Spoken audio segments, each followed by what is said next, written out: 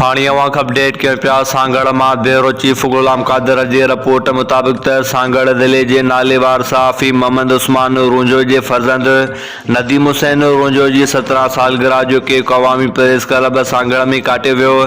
ख़बर मूजिबि सांगड़ ज़िले जे सीनियर सहाफ़ी मोहम्मद उस्मान रुंजो जे फर्ज़ंद नदीम हुसैन रुंजो जे सालगिरह प्रोग्राम जी तक़रीब अवामी प्रेस क्लब सांगड़ में मुनक़िद कई वई।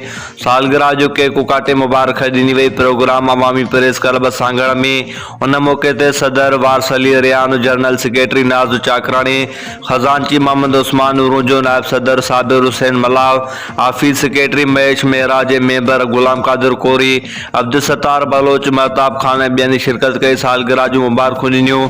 उन मौके ते मोहम्मद उस्मान रुंजो चयो त आउं अवामी प्रेस क्लब जे समूरे सथ जो शुक्रगुज़ार आहियां जन मुंहिंजे पुट जी ख़ुशी मलाई। महिरबानी सभिनी दोस्तनि जन शिरकत कई।